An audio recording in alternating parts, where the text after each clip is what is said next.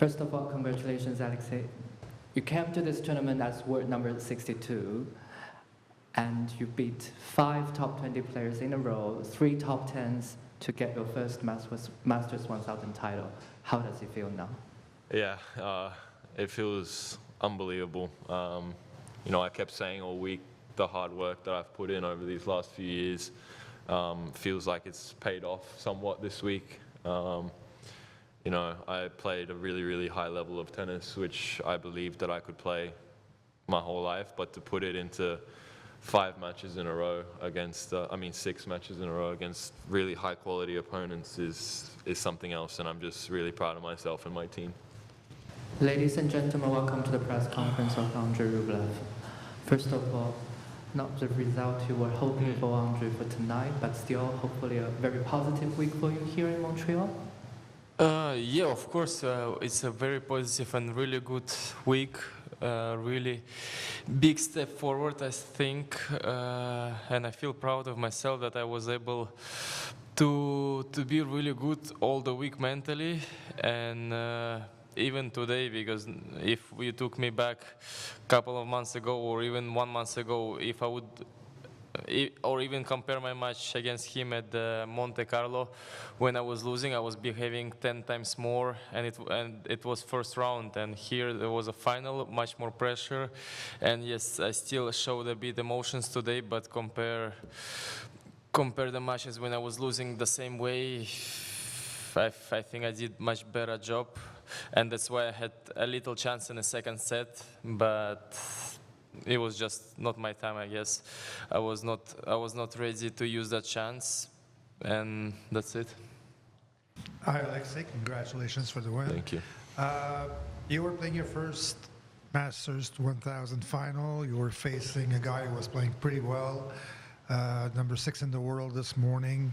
How did you feel right off the bat? Right off the bat? Yeah. Yeah, I felt pretty calm, to be honest. For me, what I work for is to play in matches like this, and there's no point in going out there nervous or scared of the occasion when you've worked your whole life to play matches like this. And for me, I really enjoy playing big matches. I really enjoy playing finals and semi-finals and big tournaments in front of a big crowd on a big court. And for me, that's where I feel like I play my best tennis. And I came out there, I wanted to put a statement in the first game, and I think I did that, which I think rattled him a little bit, which was part of the game plan, and I just continued from there. Hi, what makes the difference for you tonight? Tonight? Yeah. Alexei, first of all, played unbelievable tennis, and I was not serving well. And of course, when I was not serving well and I start not good, you start to feel too many thoughts in your head. And he was playing even more confidence, everything, all the important moments he played really well. And then when I was able to calm myself down and just play tennis, I was losing with a break in a second, and I was able to come back. And there I had a chance, I had a moment, but I was not ready, and that's it. I didn't play well again that game. I did mistakes, and he broke me straight away. So I would say that's the difference between really top players, because when they are struggling and finally they're able to turn a bit to the equal score, they're using that chances, and I couldn't. That's it. Very simple. Congratulations on the victory, on the Thank title. you. Everything you touched tonight turned to gold. Was it one of your best matches in your career? Yeah, it's quite impressive. I would say so. I would say it's probably one of the best matches I've played in my life. I think it's not a level that I haven't seen myself produce in practice or in occasional match here and there.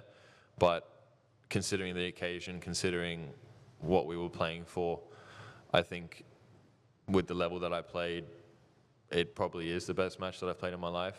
But for me, I'm not kind of most proud about how I played in this final. It's more how I played throughout the whole week, the level that I produced the whole week to play these top guys and to beat them. with the level of tennis that I showed was really a testament to everything. Andrey, you certainly didn't have the start of the match you wanted. You lost the first 7 points, and then you lost the first 2 games. And from up here, when we were watching, it looked like you became impatient quite quickly. Could you describe exactly what was going through your mind? Yeah, like I said, when all the matches you were playing well or something, you were starting the matches well and stuff like that, and suddenly you start with 2 mistakes, 2 double faults. I mean, which is normal. It's a final. You can be nervous, but still, like very obvious mistakes. And then the next games, you see that he's serving really hard, really well, playing well, and it's like you start to have too much thoughts. So it's like I need to, if I don't start to do something to raise my level, it's gonna be over very fast. So it took me 1 set. I had a little chance in the first set to come back, break points, but he played them unbelievable. He make aces, and that's it. The first set was done, and then I was able to calm myself down when I went to the bathroom. And that's why, like I said, I had little chance when I brought him back at 3-2, when he went a bit more down, and I started to feel like, okay, I'm here back, I'm now more pumped. But then as soon as the score became equal, I couldn't, and that was the difference. Hi, Alexei, congratulations. Thank you. Will your girlfriend ever forgive you for... Yeah, I called, but I didn't really mean it in a way that I don't want her to travel. I kind of meant it in a way that, you know, I hope she will come. You know, it's her decision. So I didn't mean it in a way that kind of meant it like she wants me to win so much that hopefully she doesn't think that her not being there is a charm. But for me, you know, I told her when I got off the court, I called her straight away and I said, like, you know, for me, she knows it already. She knows that I wouldn't be here without her. She's been through the dips and the bottom of and the lows of the lows with me. She's seen me like having my worst career having my worst year in my career, and she was there for me, and she really helped me come out of it. And you know, she knows that I wouldn't be here without her. I don't want to take away anything from your opponent, but it's pretty clear, and I think in your analysis also, that you didn't play the tennis that you played the last 3 or 4 matches. Do you agree with this? And is this just a problem of confidence? Yes, I agree with that. Of course, problem of confidence, still problem of, I would say, emotions, to put them in the right way. I think I did huge emotional improvement, but still those things now I need to take a good lesson.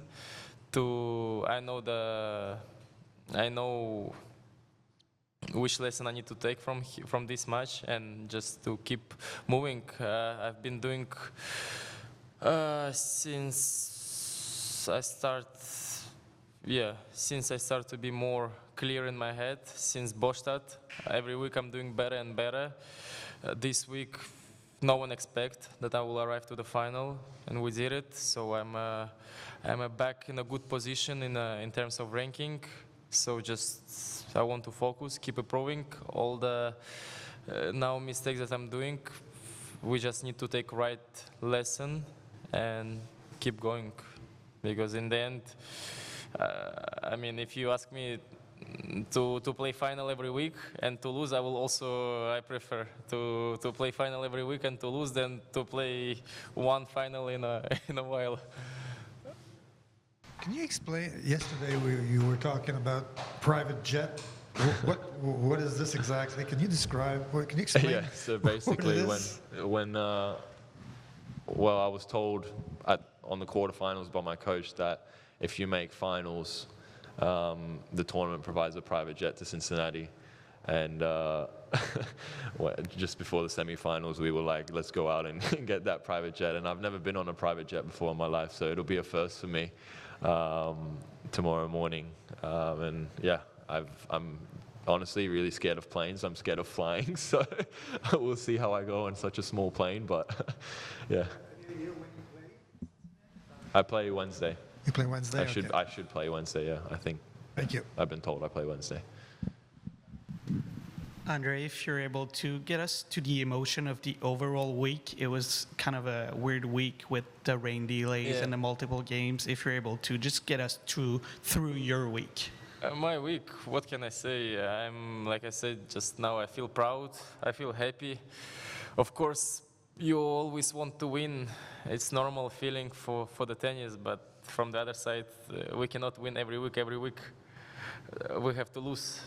And to lose in the final, it's also nice achievement. And I think the most important is the way you lose. If you accept the things and if you are ready to learn, it's kind of can give you a huge jump in front. So I will just focus now to take a really good lesson. The week been amazing for me, for my tennis, for my improvement, for my ranking. So just take a lesson, make of this lesson improvement, and be ready for the most important tournament is US Open. So to get ready as best shape and best mental part as possible. And I still have one more tournament, Cincinnati. So I will go there free just to play tennis. We'll see how it goes. I don't have much time to adapt. But we'll see. It's tough tournament, tough draw. So I just go there. I will try to enjoy. We'll see what's going to happen if I try just to enjoy next week. You had an amazing junior career. You were ranked pretty high. And now you're 25, winning that big tournament. So I was wondering, did you expect back then that it would take that long to achieve that level of success? And can you go back to where you were and what you had to go through in the last maybe 5-6 years? Well, when I was a junior, you come off winning French Open, number 2 in the World Juniors. You kind of think, okay, you're bound to succeed. You're bound to go to the top quickly. And I saw, Canadians do it, Shapovalov, Felix do it. I saw a lot of players that I kind of grew up in juniors who kind of took the next step really quickly. And for me, it didn't really come that way. I was a little bit later than all of them, even finished my junior career a little bit later than all of them. But when you do win that slam in juniors, you kind of think, okay, now the next step's going to be easy, but it's far from that. To break, the top 500 is really hard. To break the top 250 is really hard, and to break the top 100 is another level. And then to stay in the top 100 is even harder than that. And then to break the top 50 is even harder than that. So it's so many steps that you kind of don't look at as a junior. That you have to kind of proceed. And then once I did do that in 2021, I think that's what you're referring to. I won my first ATP title. I broke the top 60. I was only 21 years old, and I thought, okay, there's no chance I'm gonna kind of drop out of the rankings, and I'm just gonna continue building from there. But the next year, I kind of lost all my points basically, won 3 matches on tour, dropped outside the top 120, finished the 2022 outside the top 120, had to get a wild card into Australian Open, and then from then it was kind of like just building blocks step by step, getting back to where we wanted to get to, and that was last year, which was a really big year for me, winning the clay court title in Umag. And then, playing some good Masters tournaments here and there, and, solidifying my spot back inside the top 50. And then this year, honestly, it's been kind of up and down for me, up until this week, obviously. It's been really up and down. I was started the year at 38, I think, in the world, and this week I was 62. So I didn't really defend all my points, and there was a risk of me kind of falling outside again because I had big points to defend next week. In Cincinnati, I made quarterfinals last year, so kind of like all of these thoughts kind of are in your head all the time, and you have to find a way to kind of block it out all the time, and that's what I did really well this week. Any more questions on the floor? Okay, one more. Hi, congrats. You're the first Australian to win a Masters since Leighton Hewitt in 2003. What does that mean to you? Yeah, it means a lot. It's an unbelievable feeling, and you know, straight after the match point, I kind of like couldn't believe what just happened. You know, when I saw Leighton, he was actually with me at the Olympics last week, and he helped me so much in the Olympics, and he's helped me so much throughout my career. And to, you know, he gave me some good advice after my match against Zverev at the Olympics. He said, like, you took one of the best players in the world, one of the more informed players in the world, to kind of, you know, play some unbelievable tennis to beat you.